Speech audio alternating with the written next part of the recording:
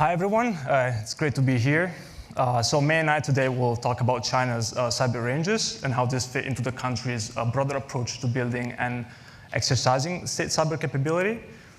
And our presentation will be divided into three main parts.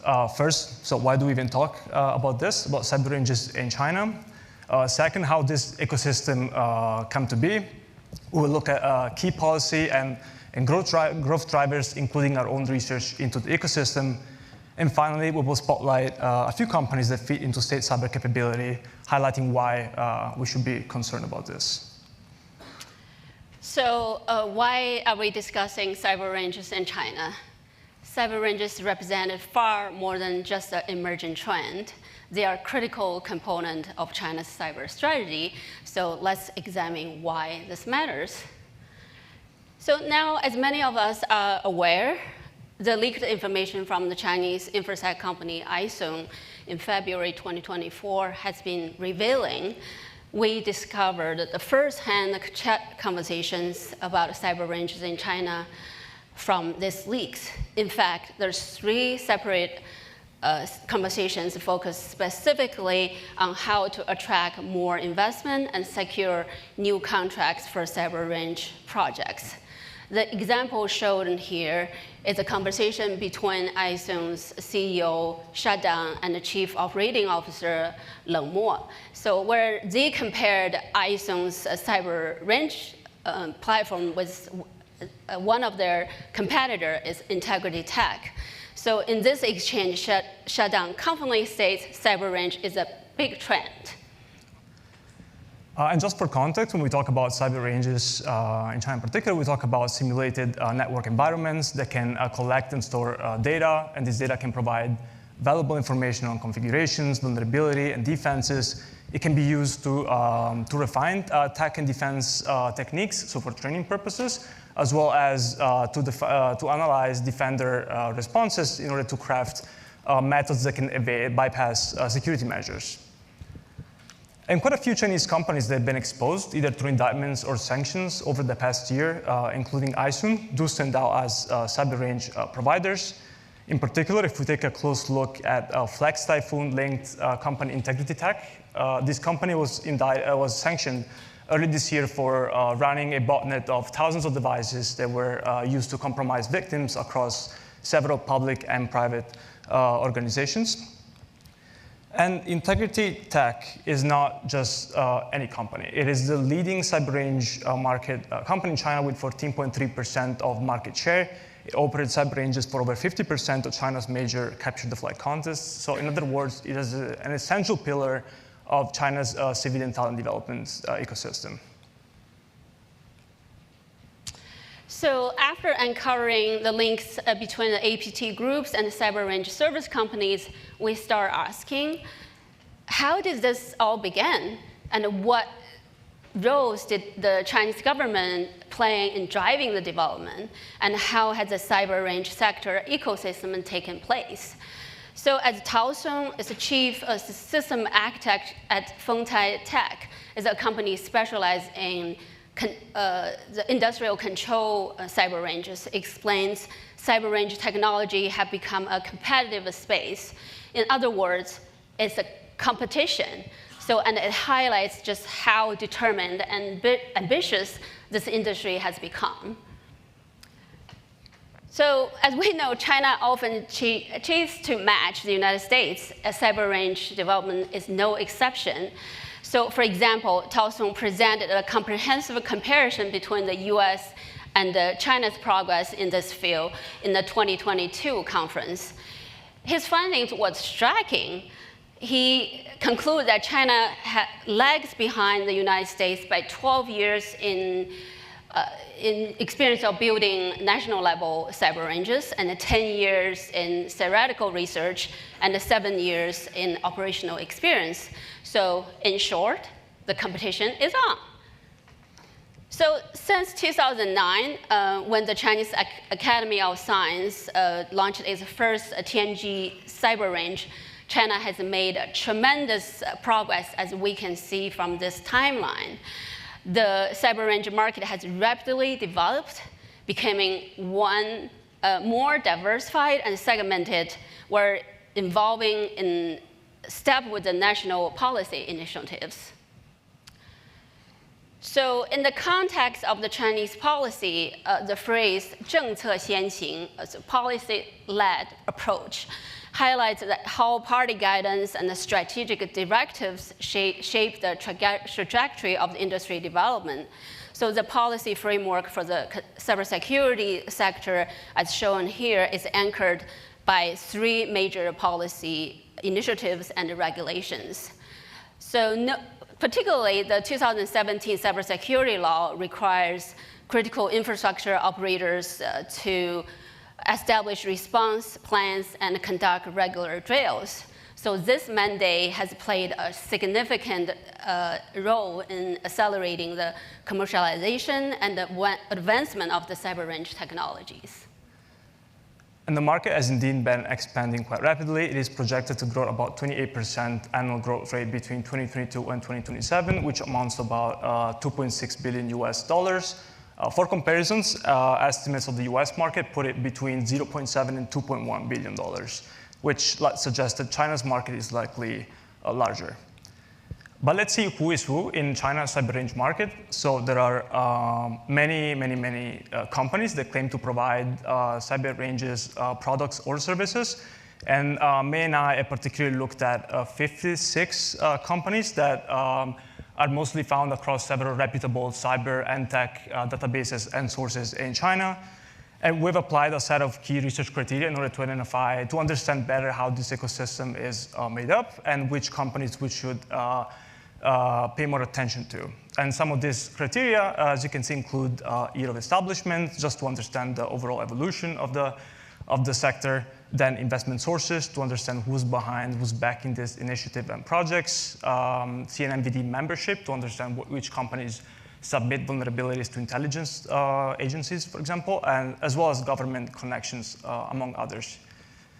Just some very high-level findings from the ecosystem level is that there are 3 main companies that are in this market. So first, on the right-hand side of the triangle, the green text, you can see range-focused pioneers. So these are the companies that really spearheaded the development of cyber ranges in China. That include CyberPeace as well as Flex Typhoon-linked Integrity Tech. And then as the market accelerated, this expanded into other companies, such as, for example, what we call early generalists. These are like large cybersecurity companies that have a wide range of cybersecurity products in their portfolios that were founded between the mid-90s and mid-2000s and include TopSec, Danowski, and other renowned companies. And then another category is attack defense specialists. These offer different products, such as penetration testing and services, penetration testings, including cyber ranges. And these was mostly founded starting in 2014. That's when the attack defense sector in China really took hold. So now, why does this matter? Through our examination of the 56 leading Chinese companies offering cyber range services and products, our research shows that this firms plays a critical role in strengthening preparedness for future cyber warfare. Their practical significance is underscored in the academic study, such as those by Fang Bingxing, often called the godfather of China Great Firewall. He basically gave the early concept how this Great Firewall works. So he emphasized the importance of cyber range technology in secure and advantage in cyber warfare.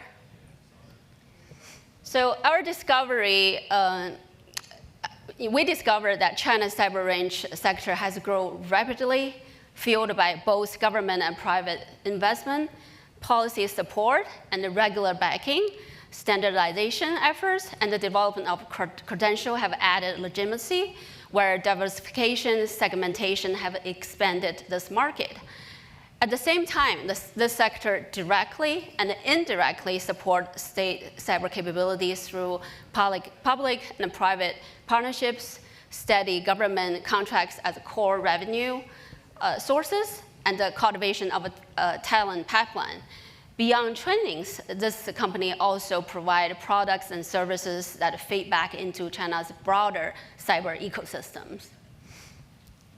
So among the 56 companies that we have analyzed, we decided to, we selected 3 in particular for this presentation. And these stand out particularly as they have a deep focus on cyber range development, and they also feed into state cyber capabilities through their cyber range expertise. And these are Jingxin Technologies, Alex, and RangeSoft. So starting with Jingxin, this is an attack defense company that was founded in the mid-2010s. The company prides itself on being the only corporate member of a joint lab with the MPS, which is China's law enforcement agency, Ministry of Public Security. Also claims that cyber range has been adopted directly by the MPS and has been designated as a sub-range of the national level Pangshang range. And Pangshang Range is part of the Pangshang Lab. This is an entity that has been sanctioned by the US for its support to China's military modernization, linked to different research efforts in regard to hypersonic weapons, including vehicle design, modeling, and damage simulation. So to give an example of what is the public security's cyber range requirement like, we discovered a public tender document is about Xinjiang Police College's comprehensive cybersecurity lab. This tender, valued at over $500,000 US, detailed the requirement for network attack defense lab courses. For example, they have a cyber war course. And this also included cyber range training scenario, featured themed exercises such as the Eternal Blue virus propagations, as well as offensive and defensive skill trainings, including CTF modules and red-blue team drills.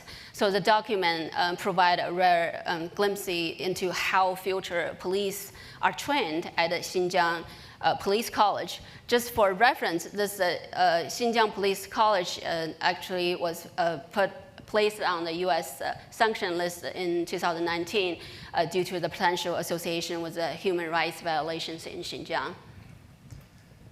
So the second company is Alex. Alex also is a prominent cyber range company. It's the second in the cyber range cyber range market share after Integrity Tech, the Flex Typhoon Link company, and it specifically tailors its products to military and intelligence customers. At least up to December 2024, the company had a category of products called innovative products.